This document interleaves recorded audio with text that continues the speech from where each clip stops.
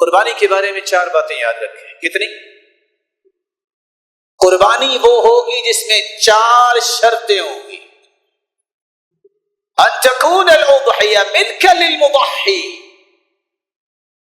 قربانی وہ ہوگی جس کا انسان مالک ہے. چوری کی قربانی، دھوکے اور فراڈ سے حاصل کی گئی قربانی اللہ کے یہاں قبول نہیں. بلکہ آج کل تو وہ لوگ جو کہ بڑے قابل ہیں، اللہ اسی قابلیت سے ہمیں محروم فرمائے، قربانی لینے کے لیے کیا کہتا ہے جی کتنے کا بکرا؟ کہتا ہے جی 80,000 کا. لیکن میں آپ کو سستا دے سکتا ہوں. کیسے؟ کہتا ہے وہ سامنے بندہ کھڑا ہے، میں بڑی مصیبت میں ہوں، میں تمہیں 15,000 کا بکرا دے سکتا ہوں. وہ گدھا اس کے پاس ہے، وہ خرید کے مجھے دے دو، میں تمہیں بکرا دے دیتا ہوں. اس نے کہا 15,000 اٹ مین کہ 65,000 بچ رہا ہے. وہ بھاگا، اس نے جا کے 15,000 روپیہ دی اور گدھا لے کے آ گیا. واپس آ کے دیکھو بکرے والا غائب ہے. ساری دنیا بکرے لے کے اپنے گھروں کو جا رہی ہے، وہ گدھا لے کے پھر رہا ہے. بیچو کہاں ہے اس کو؟ مسلمانوں کی حالت دیکھی.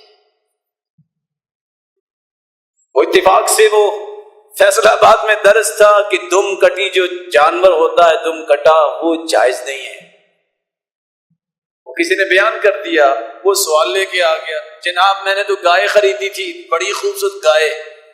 گائے خریدنے والے نے کیا کیا کہ شہر کا ماحول ہے تو شہر میں آلودگی نہ پھیلے، اس نے اس کی دم پہ پائپ چڑھایا ہوا تھا کہ چلو آلودگی سے بچ جائے. کہتے کیا اچانک وہ گائے ڈری اور بھاگی، میں نے جلدی سے دم کو پکڑا، پائپ میرے ہاتھ میں اور گائے غائب. بھئی وہ کیسے؟ کہتا جی کیا بتاؤں، وہ پائپ ہی تھا، نیچے کسی اور چیز کی دم کاٹ کے نیچے پائپ پہ لگائی گئی تھی. آپ اس میں مسکرا رہے ہیں، اللہ کی قسم ہمیں رونا چاہیے اس بے ایمانی پر، اس بددیانتی پر رونا چاہیے. مسلمانوں کی کیفیت یہاں تک پہنچ گئی ہے. عمر بن عبدالعزیز گھوڑے پہ بیٹھے پہاڑوں کی چوٹیوں پہ پہنچے، پرندے اڑ رہے تھے، تھوڑے سے جھکے اور پھر اڑ گئے اور رونے لگ گئے. پوچھا کیا ہوا؟ کون سرو علی رؤوس الجبال، بلاؤ بیت المال سے دانے منگواؤ اور پہاڑوں کی چوٹیوں پہ بکھیر دو. عمر بن عبدالعزیز کی غیرت گوارا نہیں کرتی کہ پرندہ بھی یہاں سے اڑے اور بھوکا ہی گھڑ کے گزر جائے، اس سرحد میں آئے تو کھا کے گزرے.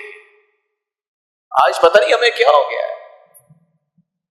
کوشش ہماری یہ ہوتی ہے کوئی پنی لگی جائے، کوئی ہاتھ دکھائی جائے.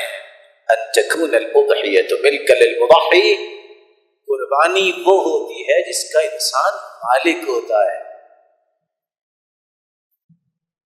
دوسری بات، رسول اللہ صلی اللہ علیہ وسلم نے قربانی کے بارے میں فرمایا ان تکون الاضحیہ من الجنس المعین، ان جانوروں کی قربانی کی جائے جس کو شریعت نے متعین کیا ہے.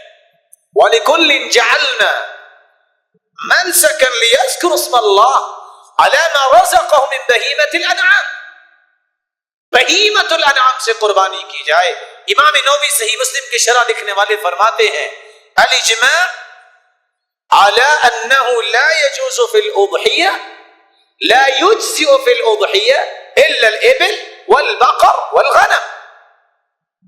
اجماع اس بات پہ ہے کہ قربانی یا اونٹ کی ہوگی یا گائے کی ہوگی یا بھیڑ بکری کی ہوگی. اور یہاں کتنے جو ہیں وہ چونکہ پڑھے لکھے ہوتے کہتے ہیں جی بھینس کی کیوں نہیں ہو سکتی، ساری زندگی ہوگی ہمیں کٹا شریف کرتے ہوئے، آپ نئے مولوی آ گئے ہیں. اچھا جی وہ کیوں کرنا ہے، کیوں نہیں کرنا؟ بھائی صحابہ اور سلف نے کیا ہی نہیں ہے. کہا گائے کی زکوٰۃ پہ بھینس کی زکوٰۃ کا قیاس تو کرتے ہیں. بھائی زکوٰۃ قیاس سے نہیں ہوتی، زکوٰۃ نص سے ہوگی. اگر صرف قیاس چلے گا تو کتنے بڑے گھروں میں لہنگے ایسے پڑے ہیں جن پہ زکوٰۃ پڑے گی اور کپڑوں پہ تو کوئی زکوٰۃ نہیں ہوتی. کتنے مہنگے برتن پڑے ہوئے ہیں، ان برتنوں پہ بھی زکوٰۃ پڑے گی، برتنوں پہ زکوٰۃ تو نہیں ہوتی. تو کس کس جگہ آپ جائیں گے؟ رسول اللہ صلی اللہ علیہ وسلم نے. اور ویسے اگر دیکھا جائے تو جتنا لذیذ گوشت, اور کچھ لوگ کہتے ہیں اصل بات پتہ کیا جی, کٹھے کا گوشت بڑا لذیذ ہوتا ہے. آپ بتائیں ہرن کا گوشت لذیذ ہوتا ہے کہ بھینسے کا؟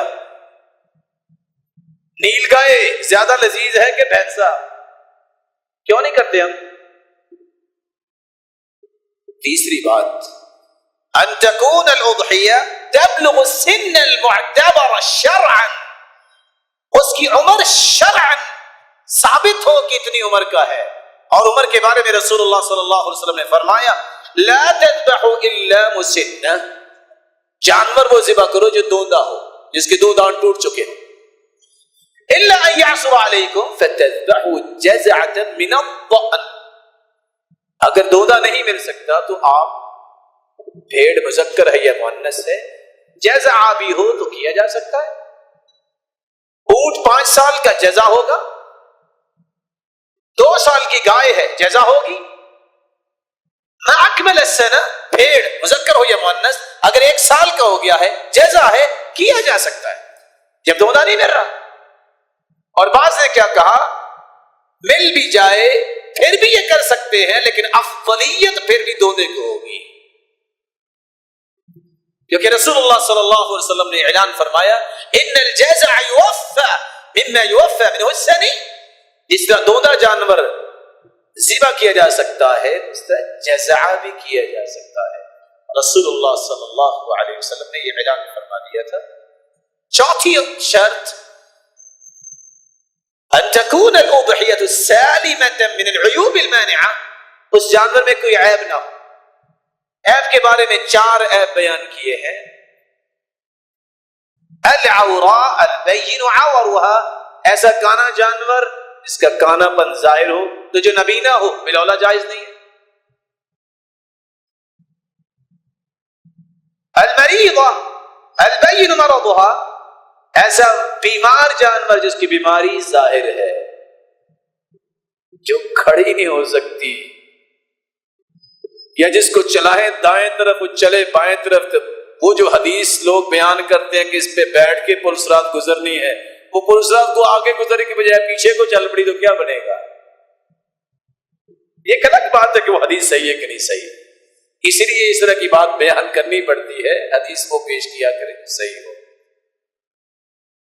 ایسا بیمار اور لاغر جانور جو چل ہی نہیں سکتا, یہ اللہ کے یہاں قبول نہیں ہوگا, ذبح کر لے. والعرج البین ضلعها, ایسا لنگڑا جانور جس کا لنگڑا پن واضح ہے. والکثیرہ التي لا تنقی, ایسا جانور جس کا دماغ ہی نہیں ہے, جس کو چلائیں دائیں اور چلے بائیں اس کو پتہ ہی نہیں ہے, ایسا جانور اللہ کے ہاں قبول نہیں ہوگا.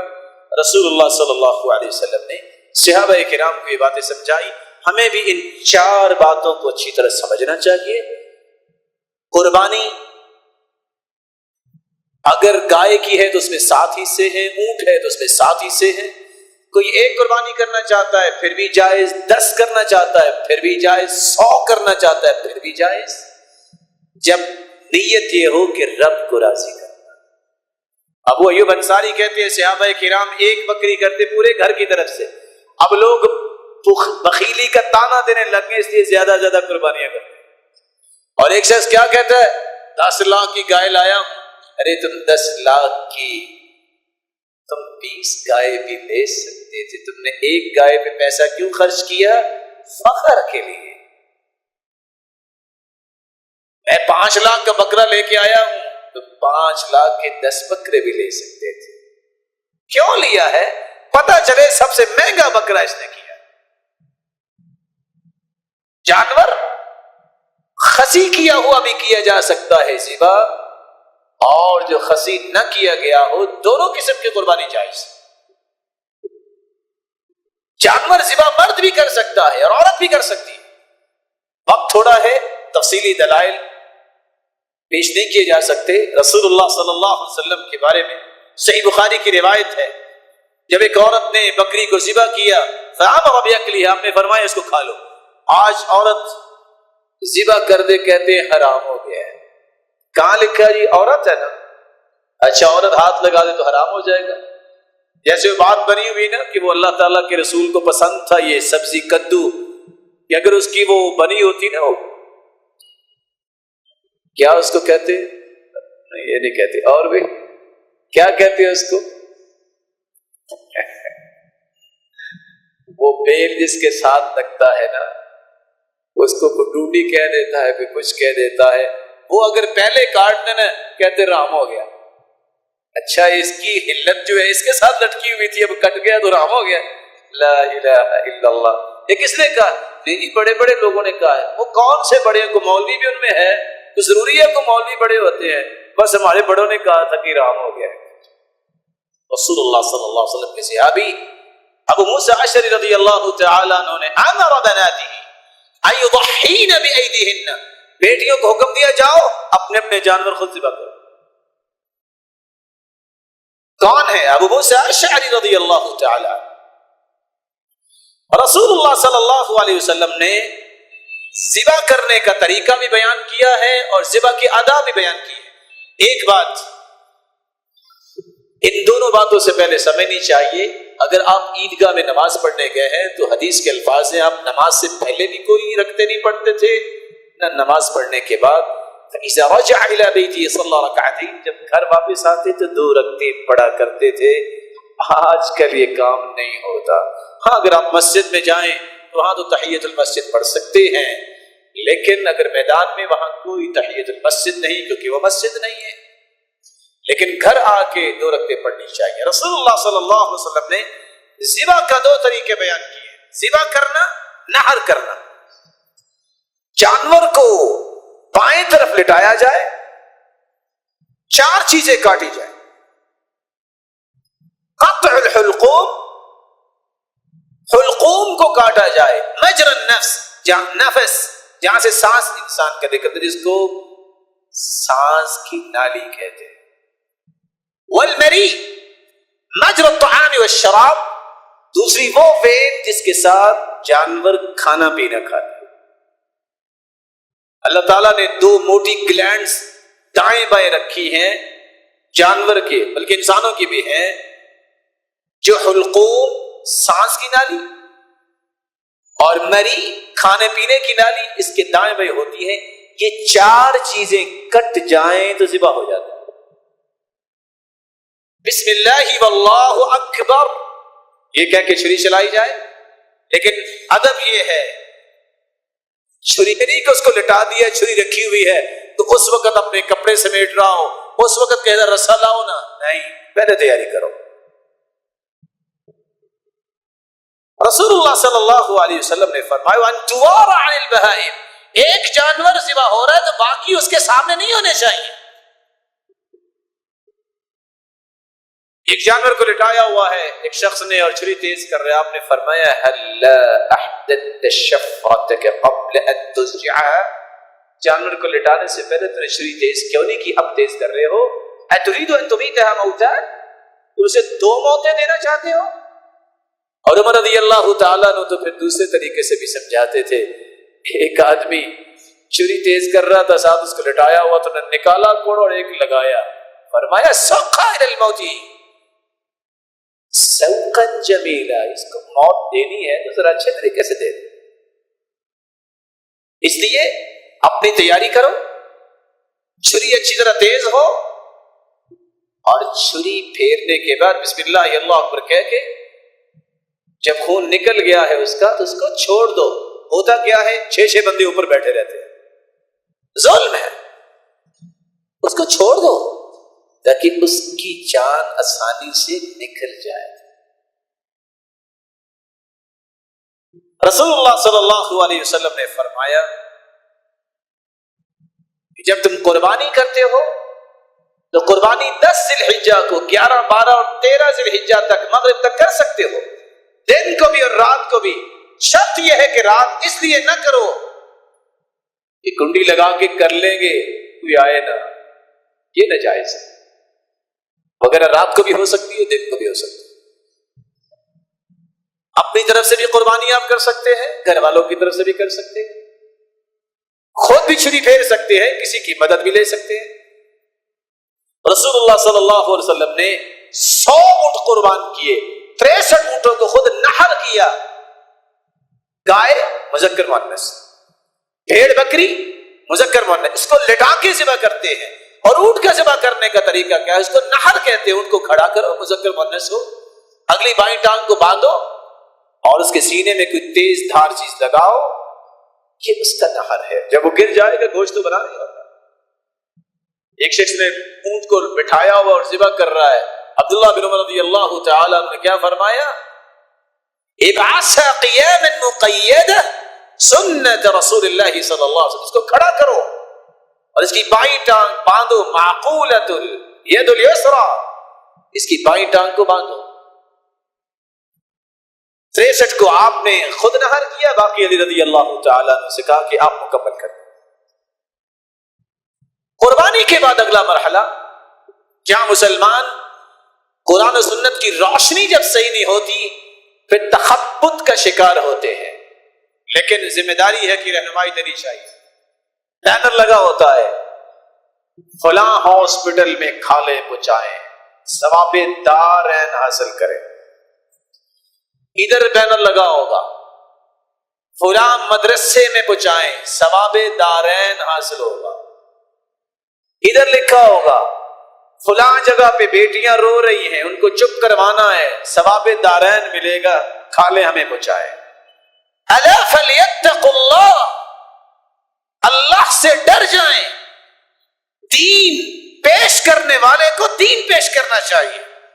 صحیح مسلم کی روایت، رسول اللہ صلی اللہ علیہ وسلم نے حکم دیا، علی رضی اللہ تعالی عنہ، کتاب الحج باب فی الصدقہ فی لحوم الہدی وجلودها وجلالها، 317 نمبر روایت، اور ابن ماجہ میں 3157 نمبر روایت، ان رسول اللہ صلی اللہ علیہ وسلم امرہ ان یقسم بدنہ کلها لحومها وجلودها وجلالها للمساکین۔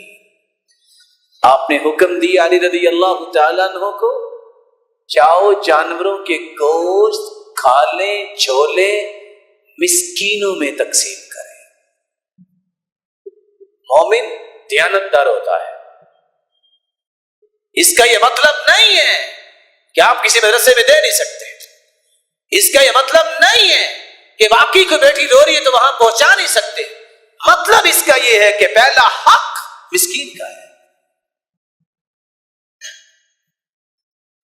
خود تو آپ گاڑیوں پہ جائیں عید پڑھنے اور پڑوسی کے گھر میں پانی نہیں، اس کی جوان بچیاں ساتھ ساتھ گھروں میں جا کے پانی بھر کے لاتی ہیں، مسلمان کو غیرت نہیں آتی؟ پہلے اس کا حق ہے۔ رنگ برنگے لباس سے تن کرنے والا شخص سوچتا نہیں ہے کہ جس کے پاس گرمی کے دن گرمی ساری نکل گئی، ایک پنکھا گھر میں نہیں ہے کہ ان کو ہوا مل جائے۔ ایک مسلمان مہنگے مہنگے کمبلوں میں رات گزارے اور بستروں میں، اور کتنے ایسے گھر ہیں اس کے نیبر میں جس کے پاس بستر نہیں ہے، اس کو غیرت نہیں آتی۔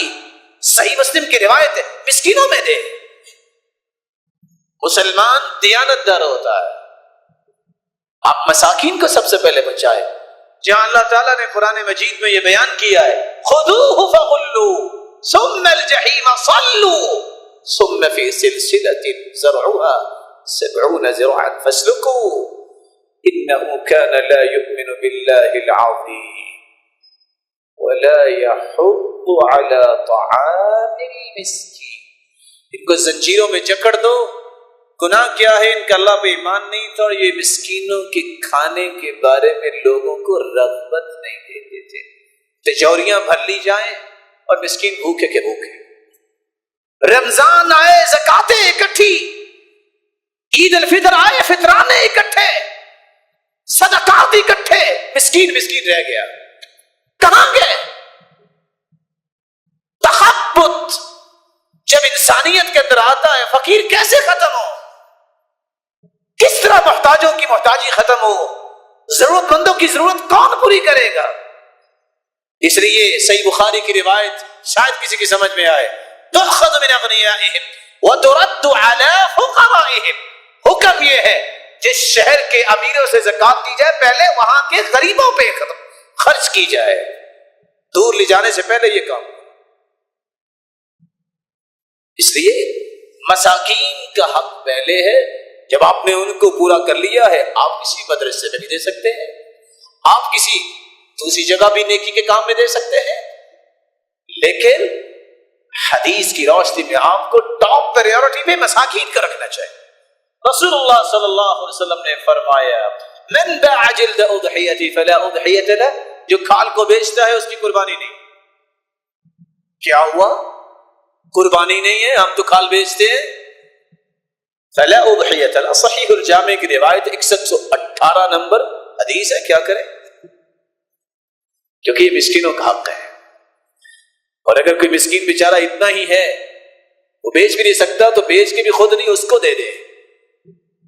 قربانی کرنے والے کو کھال یا گوشت اجرت کے طور پہ دینا جائز نہیں۔ ولا يعطى من جزارتها شيئا، صحابی کہتے كنا نعطي من عندنا، ہم جس سے قربانی قصاب سے کرواتے قربانی کا گوشت اس کو نہیں دیتے تھے بطور اجرت، نہ کھال بلکہ پیسہ دیتے تھے۔ ہاں اگر گوشت اس کو دینا چاہتے بطور تحفہ دے دو، لیکن اجرت نہیں۔